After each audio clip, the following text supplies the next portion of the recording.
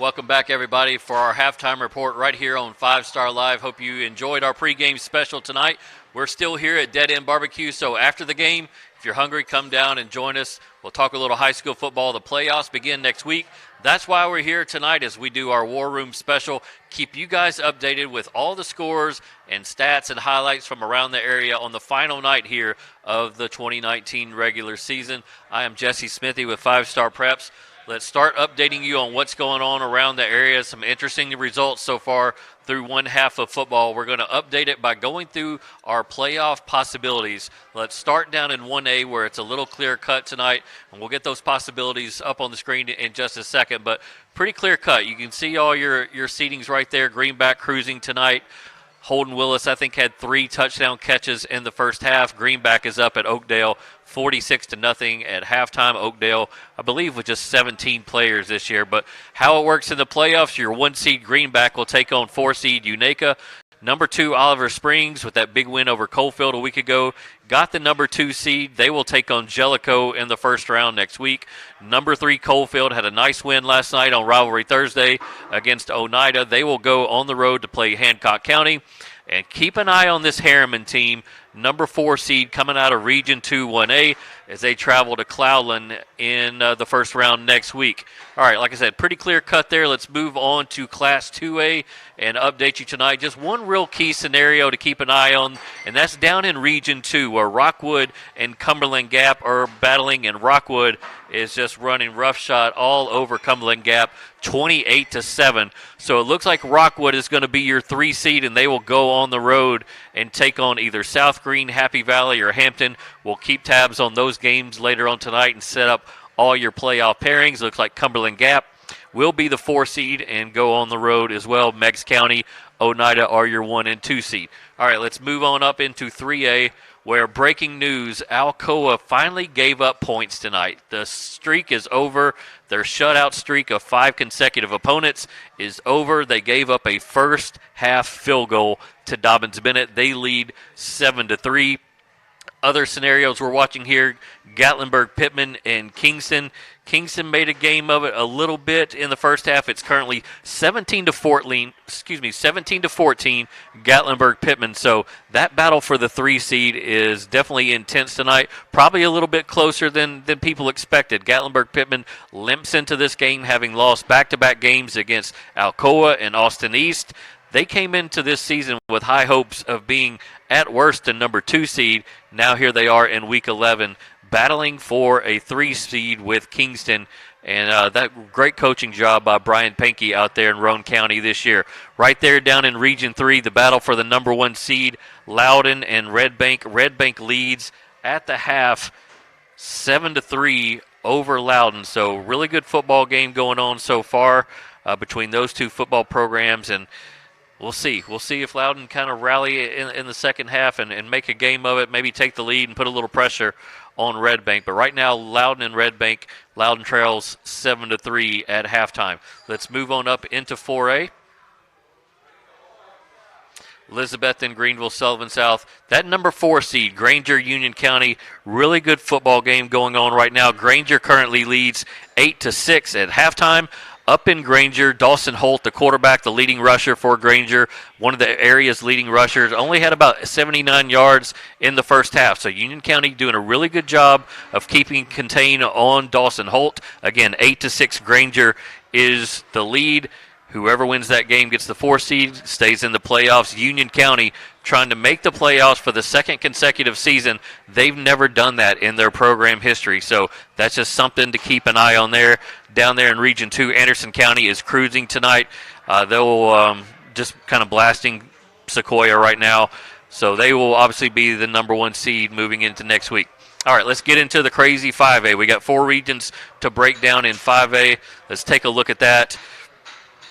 Let's start down in Region 2 5A tonight, where Powell, South Doyle, not necessarily a region matchup, but your 2 number 1 seeds coming out of those 2 regions match up tonight. South Doyle leads 12-7. We have a few highlights from that game, and it's all Elijah Young again tonight. They are mixing him in at Wildcat quarterback, and you see him get a touchdown there to give South Doyle a lead. He threw a 78-yard pass to set up that 2-yard touchdown run by himself there.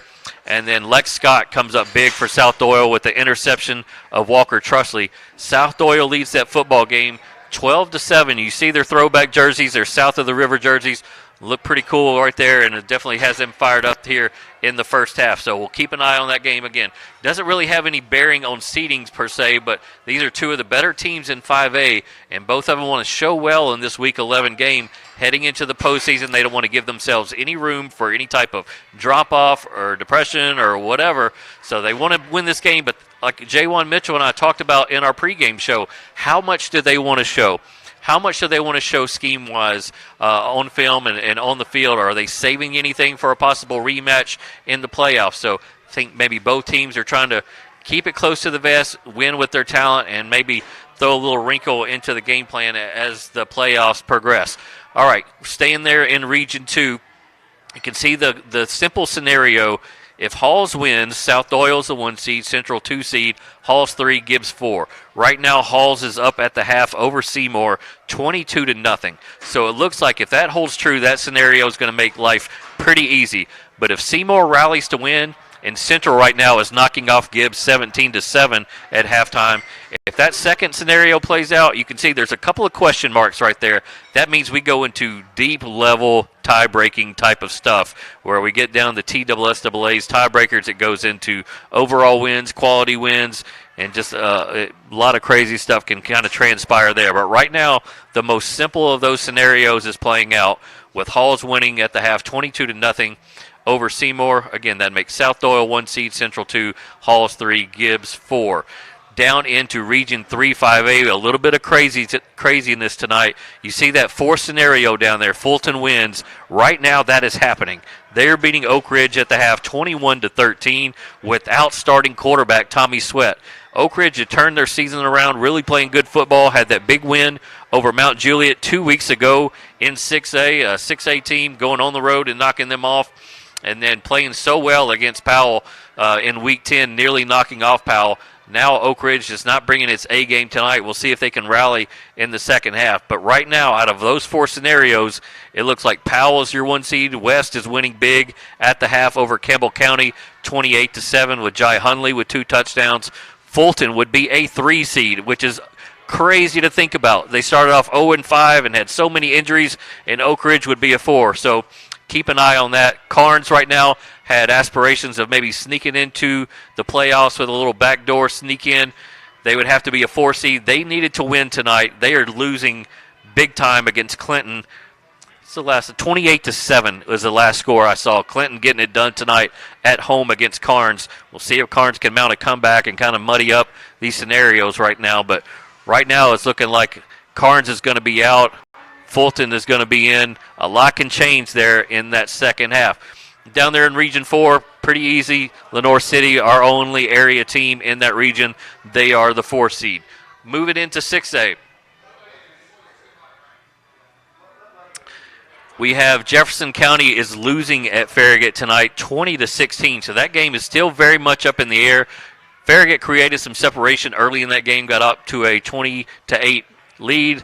Jefferson County narrows the gap there, so not really ready to put any Sharpie on this thing yet. Bearden is winning on the road against Science Hill, 14-10. That one's a tight game as well, so you can see all of these 5 scenarios right now are still very much in play. Hardin Valley is winning big at Morristown West, so you're looking at that number 2 and number 3 scenario definitely in play.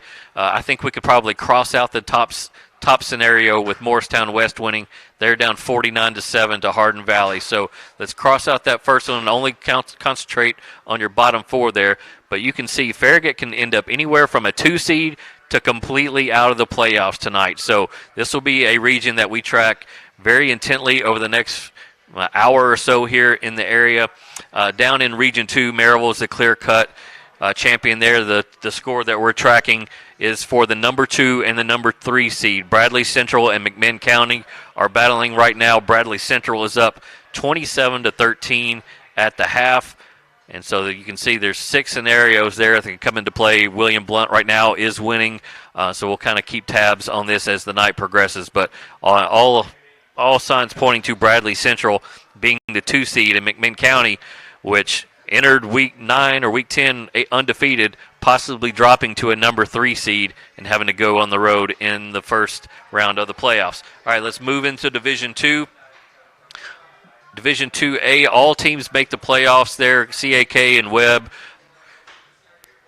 don't really have to worry about missing the playoffs, but I'm on the Kings Academy. We had them in tonight. They're automatically a 2 seed. We had them on our pregame show. If you missed that interview with head coach Jonathan Sellers and Jakeem Williams, you can find it. I have it pinned on our Twitter account. You can also find it on Facebook and YouTube. But Kings Academy, for the first time ever, clinches a first-round bye in the playoffs. We'll move into Division 2 AA. CAK and Webb battling tonight. CAK up 14-0 at the half.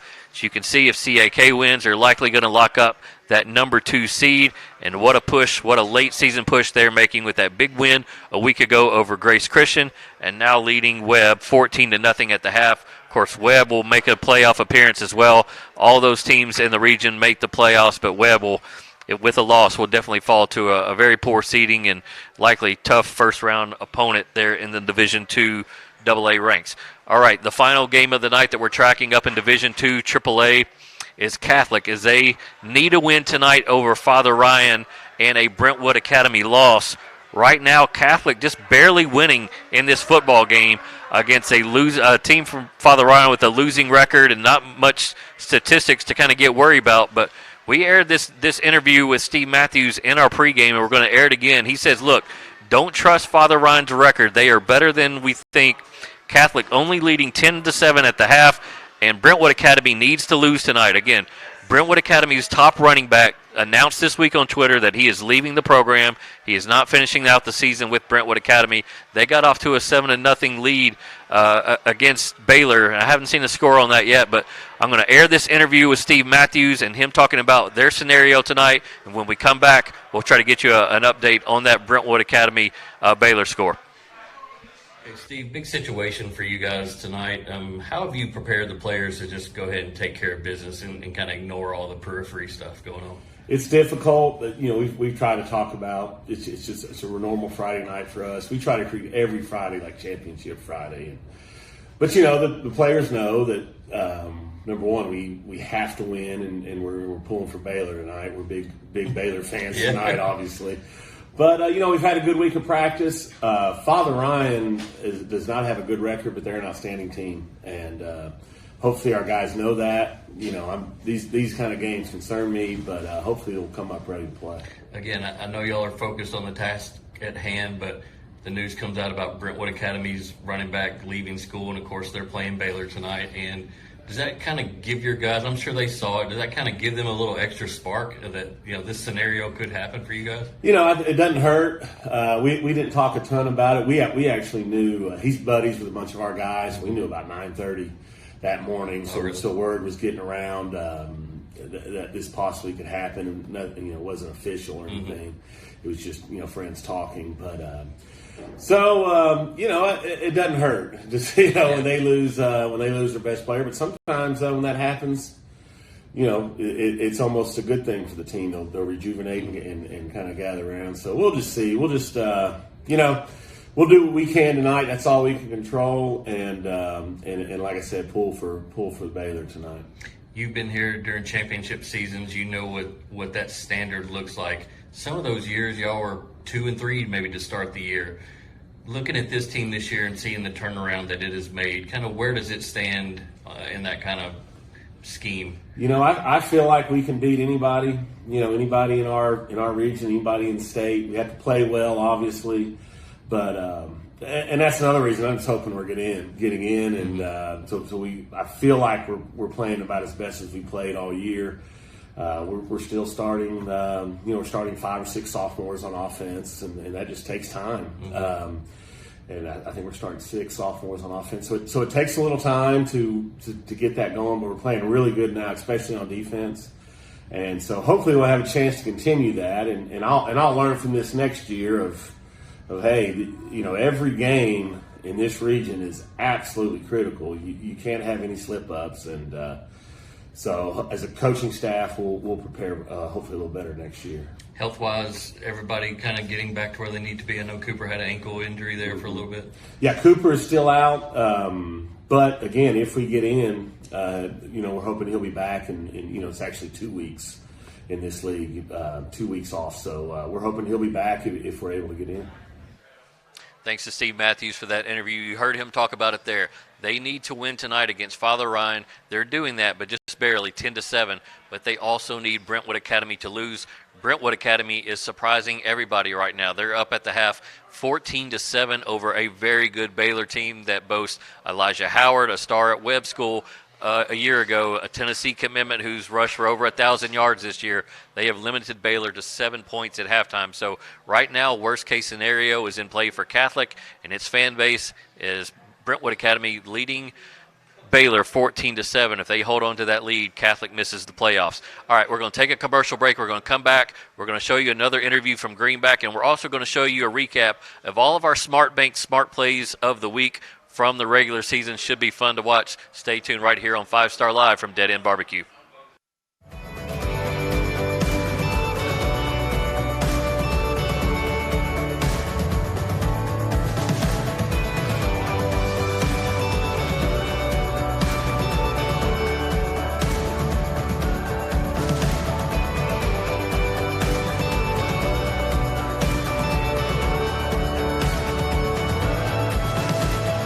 When you shop at Elliott's, your journey is our purpose.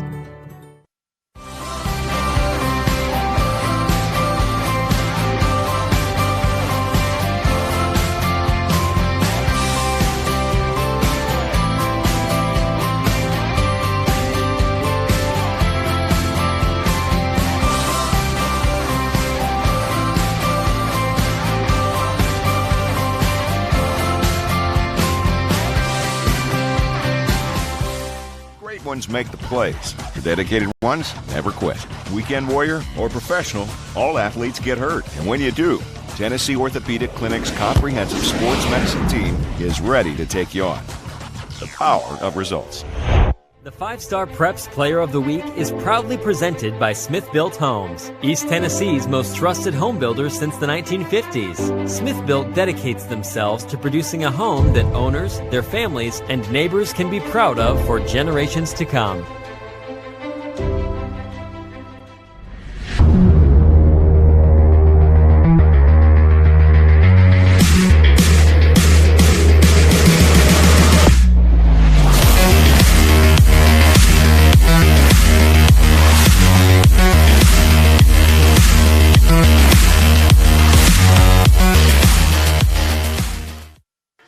Welcome back, everybody, to Dead End Barbecue. We're going to do a little audible. I did a little Omaha on Jared, and I said, hey, let's put our 5A, Class 5A possibilities back up on the screen. The second halves have started around the area, and there's one key game that we've been looking at all night long right there in Region 2. The third scenario, if Halls wins, South Doyle's your 1 seed, Central's your 2, Halls is your 3, Gibbs is your 4. Halls star Jake Parrish just returned the opening kickoff of the second half, back for a touchdown. Halls now leads Seymour 29-0. So we're almost, 95% sure that Halls is going to win there. So those are going to be your 4 seedings, Halls being the 3 seed, likely going on the road to face either Cherokee, Davy Crockett, or Daniel Boone. Gibbs being the 4 seed, going to go on and take Tennessee High. And that's just a Gibbs team right now that's trailing Central 17-7 at the half. That's a very, very good Gibbs team with 2 1,000-yard rushers. So don't be surprised if the Eagles go on the road and upset Tennessee High next week. All right, thanks, Jared, for putting that back up on the screen. Again, Catholic leading 10-7 at the half, but Brentwood Academy winning 14-7 over Baylor. So Catholic's playoff hopes in jeopardy right now. One team you don't have to worry about not making the playoffs is Greenback, one of the better teams in 1A over the last 5 to 6 years, won a state championship in 2017. Had a weird ending to their season a year ago. If you remember, Oakdale had to forfeit games at the end of the regular season. They did not have enough players, so Greenback did not play in Week 11. Then they got a first-round bye because Unaka had to forfeit. So they missed the last week and the first week of the playoffs. Then Holden Willis gets hurt with a broken collarbone, and they just weren't able to return to the state championship. And that was a team that was definitely capable of winning a state championship a year ago. Now Braden Carnes comes into the mix. He transfers from Maryville, and we talked with Braden a few weeks ago, and we're going to replay an interview with him about just how tough it is to kind of build that chemistry. Yeah, he played at Maryville, and we know what Maryville means to this area, but it still takes a lot of time for a quarterback to come in and mesh with all these stars out at Greenback. So here's a quick interview with Braden Carnes, who is having a monster night tonight for Greenback. How long did you think it took for you to maybe really get on the same page with everybody? I'm sure when you came over, you wanted to immediately develop some chemistry with guys, but how long does that take to manufacture?